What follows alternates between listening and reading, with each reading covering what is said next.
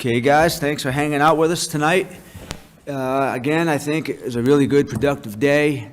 We came into it with some opportunities to get some guys. A couple guys got taken, but in the end, I think we got two outstanding football players. David is a guy that we've all seen play multiple times. He's a player this fall that I saw that I thought at some point would be a viable pick for us in the first round. It really came on this year with tremendous pass rushing ability, speed, quickness, all the things you want to see. Plus, we had the benefit of getting a lot of information from the school, obviously, because of Mike McDonald and Jim Harbaugh. So we knew the type of kid he was. And for us at this point to get him in the second round was actually great. We were very excited to take him, as you can imagine. And then Travis Jones is a player that really I noticed for the first time at the Senior Bowl. He's just powerfully built and was unblockable that week down there in Mobile. And we've always treated the Senior Bowl. Jim Nagy does a great job. Phil Savage before him. Those guys really do make a week where you can go down there and really study these guys. And we had a chance to see Travis. And just his style of play really fits us, I should say. The guy that can play multiple spots on the defensive line, a young kid with tremendous upside, and he's just a great scheme fit. So, Coach? I agree with everything you said. Again, I was fired up yesterday, and I'm even more fired up today. It's a great job, Eric. Proud of the scouts. Nothing to add, really. Questions, guys? Joe, what kind of sticks out on tape when you watch Travis Jones and David Ojabo? Yeah, so with Travis first, just like Eric mentioned, he's a great scheme fit, but when you watch him, he didn't play last year. And because of COVID, the school, Connecticut, didn't play a season. So you watched him progress as the year went on, and you saw his technique improve, his stamina improve. And he also plays a ton of snaps on film, more than your typical nose tackle 3 technique plays, like 70% of the snaps, which is a lot, and they play some 100-play games. So he's out there on the field a lot. He plays hard. His technique, like I said, improved, and then as Eric mentioned, his Senior Bowl performance, you really saw his footwork improve, using his hands and feet together, and just capped it off a great week of practice with an outstanding game. And then David is a guy, same thing. He came in early in the year. He was kind of a rotational sub rusher for him, showed up on tape, and just as the year went on, he got better and better in all phases of the game, and really towards the end of the year was playing his best ball. Eric, as far as Ojabo, and John, this is an injury question. You don't have to answer. As far as Ojabo, do you feel he has a chance of playing this year, or are you drafting him thinking this is going to be essentially a red shirt year? Well, we rely on our doctors and trainers, and they've seen him. They haven't seen him since the rechecks and all those things in Indy, but they're optimistic that at some point this year he'll have a chance to play. I can say, not specific to David, but we've had multiple Achilles injuries over the years, and some guys, in fact, we were talking about actually one of the legends, Terrell Suggs, who tore his Achilles in May, and I believe he came back in late October. And then I should mention myself, I tore my Achilles when I was Which he has. 40 years old and was running in 3.5 months during the lockout. So, we've had multiple guys that have done it and come back with very, very good predictable results. And for us, there might be a delay, but we think he's going to come back with a vengeance and play outstanding football. Eric, on Jones, he had some pretty good pass rush production at Connecticut. Is that something you think he can bring to the table in addition to his strength in the middle, I guess? Yeah, I think that's unusual about him. He's a bigger guy. When you guys see him, he's going to kind of harken back to some of the guys we've had come through here, some of the big guys we've had. He's a legit, 335-pound guy, carries his weight very well. And saying that, he's got unusual quickness for his size. There's a lot of development that can take place and will take place with our coaches. I should say that Anthony Weaver really sees the potential with this guy. And, for someone like me who's trying to kind of synthesize all the information, when you get a coach that just really stands on the table for a guy it's a very valuable thing, and I'm excited for Anthony to coach this guy. I think this is going to be a really good marriage.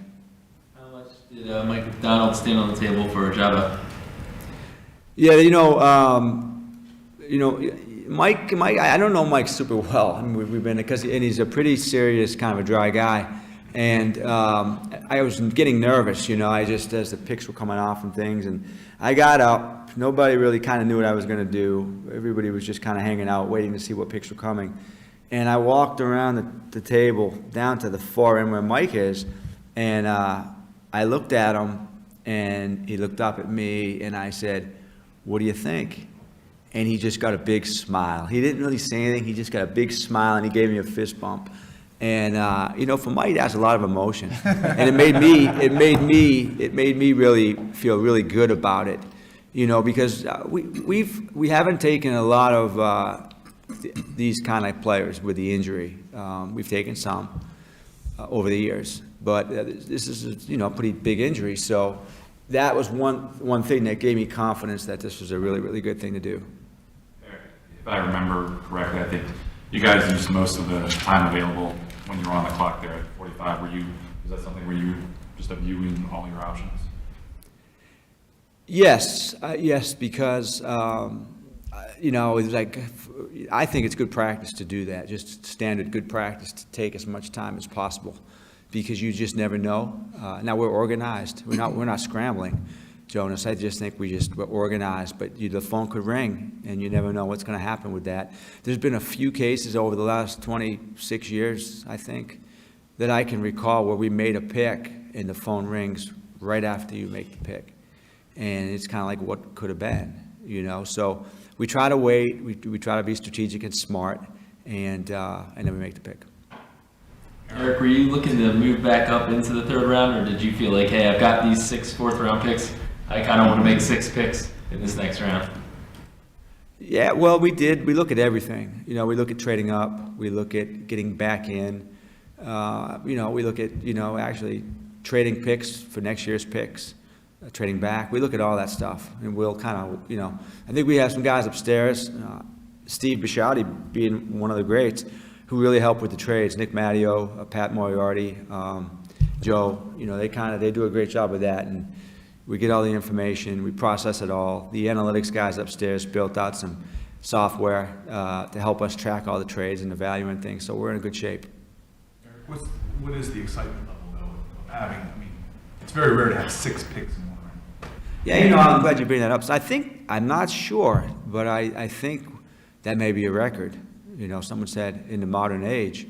An all-time NFL record?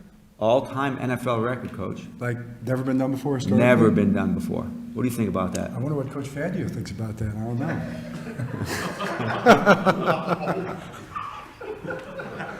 know.